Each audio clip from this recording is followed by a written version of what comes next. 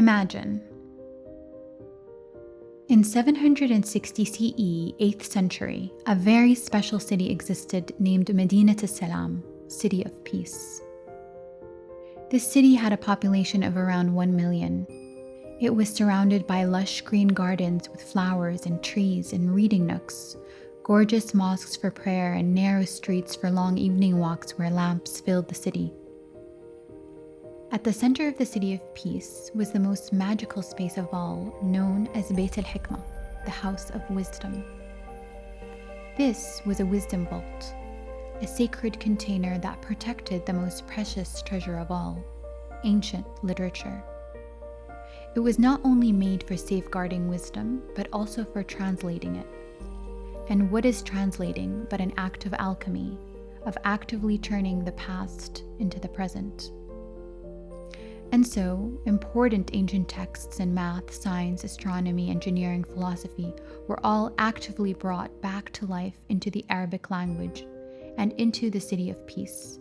These texts contained works by Plato, Aristotle, Ptolemy, Hippocrates, Euclid, many important Hindu texts from India, and more.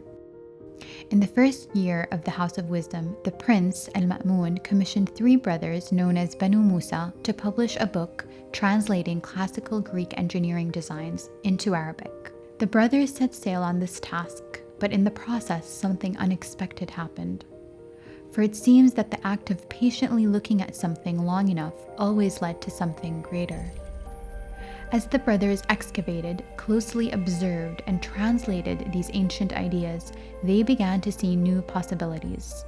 Possibilities not yet born in the world.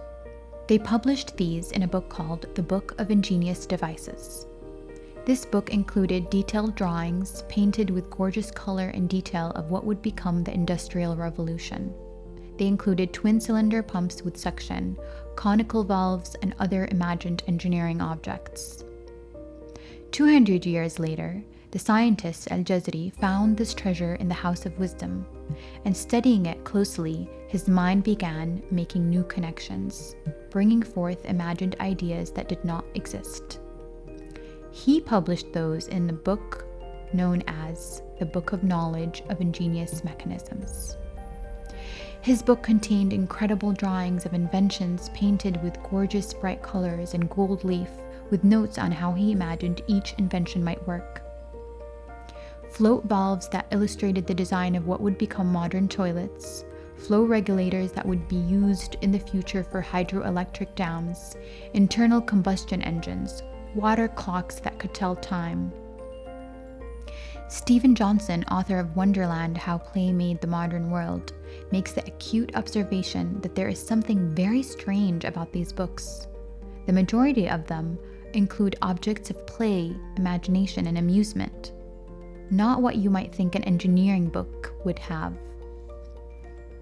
A peacock that releases water when you pull its feathers, then offers you a miniature person holding soap to wash your hands with. A boat filled with a robotic orchestra that can play music while people enjoyed the lake. An automated self-playing flute and drums. An elephant clock that would automatically sing on the half hour to tell you the time. The influence these 2 books have had on the industrial age is completely understated. For everything from assembly line automation and robots to the control of jet airplanes has come from the imagination illustrated in these pages. And how can it be that the industrial age came from a book of toys? How can it be that some of the greatest engineering creations came into being from play?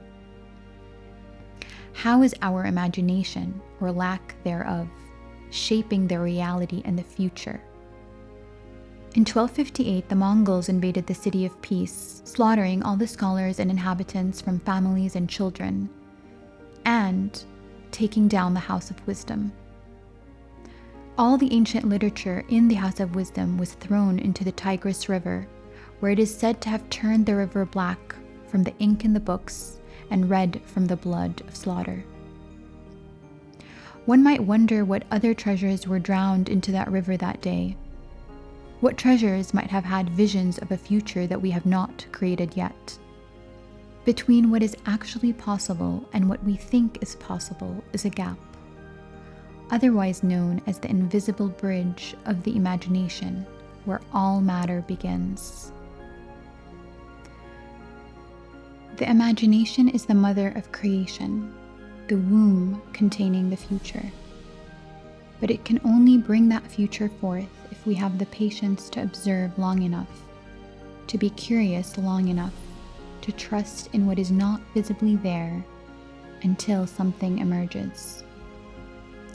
The house of wisdom was the house that carried and created the present moment. And while it has burnt down, its essence has not. For the real eternal house of wisdom, the creator of the future to come, is the imagination, and it exists inside of you. Imagine.